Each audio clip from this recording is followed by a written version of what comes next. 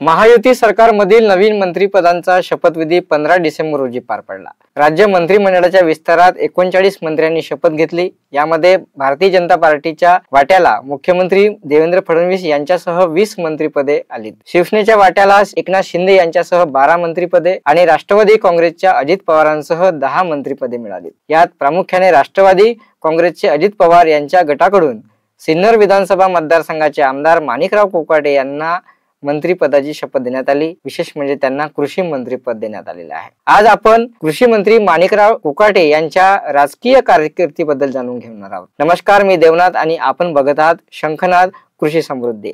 आजच्या भागामध्ये आपण कृषी मंत्री माणिकराव कोकाटे यांचा राजकीय प्रवास जाणून घेणार आहोत। नाशिक जिल्ह्यातल्या सिन्नर तालुक्यात एका छोट्याशा खेड्यामध्ये सोमा ठाणे नावाचे गाव आहे।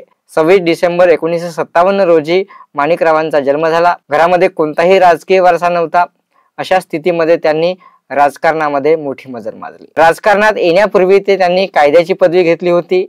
त्यांनी त्यानंतर राजकारणाला सुरुवात केली। प्रारंभीच्या काळात ते विद्यार्थी संघटनेमध्ये होते आणि त्यातूनच त्यांनी भारतीय राष्ट्रीय काँग्रेसमध्ये प्रवेश केला। जिल्हा परिषद सभापती, सिन्नर पंचायत समिती सभापती आणि आमदार असा त्यांचा प्रवास आहे। या त्यांच्या प्रवासामध्ये त्यांनी नेहमीच संघर्ष राहिलेला आहे। तरुण वयात असताना त्यांनी काँग्रेसच्या माध्यमातून राजकीय जीवनाला सुरुवात केली। माणिकराव कोकाटे यांनी 1999 मध्ये राष्ट्रवादी काँग्रेसमध्ये देखील प्रवेश केला होता। मात्र राष्ट्रवादी काँग्रेसने निवडणुकीसाठी तिकीट नाकारल्यानंतर त्यांनी शिवसेनेचे उमेदवार म्हणून निवडणूक लढली आणि ती जिंकली देखील होती। ही त्यांची पहिली निवडणूक होती आणि पहिली निवडणूक जिंकल्यानंतर त्यांनी 2004 मध्ये ही आपली जागा कायम ठेवली। त्यानंतरच्या काळामध्ये जेव्हा शिवसेनेमध्ये फूट पडली आणि नारायण राणे हे शिवसेनेतून बाहेर गेले, त्यांच्या सोबत माणिकराव कोकाटे देखील होते। 2009 मध्ये ते पुन्हा काँग्रेसमध्ये परतले आणि 2009 मध्ये त्यांनी सिन्नर विधानसभेमधून तिसऱ्यांदा निवडणूक लढली आणि ती जिंकली देखील। त्यानंतरचा काळ त्यांचा 2014चा होता। त्यांनी भाजपकडून निवडणूक लढवली पण त्यांचा त्यामध्ये पराभव झाला आणि 2019 मध्ये त्यांनी पुन्हा राष्ट्रवादी काँग्रेसमध्ये प्रवेश करून ही निवडणूक लढली आणि चौथ्यांदा विजय मिळवला।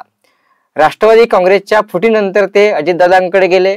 आता 2024च्या निवडणुकीमध्ये त्यांनी दादांच्या गटाच्या माध्यमातून ही निवडणूक जिंकली आणि 41,000च्या फरकाने म्हणजे मताधिक्याने ती निवडणूक जिंकली आणि 5व्यांदा आमदार झाले। आता 5व्यांदा आमदार झाल्यानंतर त्यांना यंदाच्या मंत्रिमंडळ विस्तारामध्ये जो नागपूरमध्ये मंत्रिमंडळ विस्तार झाला, शपथविधी पार पडला, त्यामध्ये त्यांना शपथ देण्यात आली आणि पुढच्या 8 दिवसानंतर त्यांना कृषी मंत्रिपद म्हणून जबाबदारी देण्यात आलेली आहे। आता कोकाटे यांच्या रूपाने नाशिक जिल्ह्याला दुसऱ्यांदा कृषी मंत्रिपद मिळाले आहे। पुढच्या 8 दिवसानंतर त्यांनी मंत्रालयात गेले। कार्यालयात जाऊन त्यांनी आपला कार्यभार स्वीकारला आणि त्यावेळी त्यांना कृषी मंत्री पदाच्या जबाबदारीबद्दल विचारले असता त्यांनी सांगितलं की तळागाळातील शेतकऱ्यांचे प्रश्न सोडवण्यासाठी जी मिळालेली संधी आहे अत्यंत मोलाची आहे।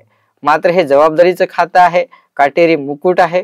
येत्या काळामध्ये शेतीला नवीन ऊर्जा प्राप्त करून देण्यासाठी, सर्वंकष विकास करण्यासाठी आपण प्रयत्न करू असे त्यांनी सांगितले। कृषी विभागाच्या योजना गतिमान करण्याच्या दृष्टीने आणि दीर्घकालीन धोरणांसाठी आपण आग्रही असण्याचे ते देखील त्यांनी स्पष्ट केले। राज्यातील शेतकरी मात्र विविध संकटाशी झगडत आहे, त्यामुळे नवीन कृषी मंत्र्यांकडून शेतकऱ्यांच्या अपेक्षा मोठ्या आहेत। कृषी मंत्री माणिकराव कोकाटे आता शेतकऱ्यांचे प्रश्न कसे सोडवतील हे पाहणं महत्त्वाचं आहे। राज्यामध्ये सध्या कांद्याचा प्रश्न सुरू आहे।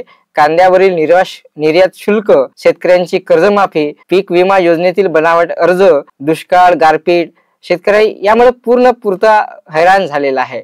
अशा स्थितीमध्ये नुकसानग्रस्त असलेल्या शेतकऱ्यांना मदत नाही, पिकाला हमीभाव नाही, अतिरिक्त निर्यात कर आहे, पीक विम्याची अडचण आहे, अन्नधान्य, भाजीपाला, दूध उत्पादक शेतकरी हैराण झालेला आहे। अशा स्थितीमध्ये माणिकराव कोकाटे यांच्यावर मोठी जबाबदारी आहे। राज्यातील शेतकरी सध्या पिकाला भाव नसल्यामुळे चिंतित आहेत।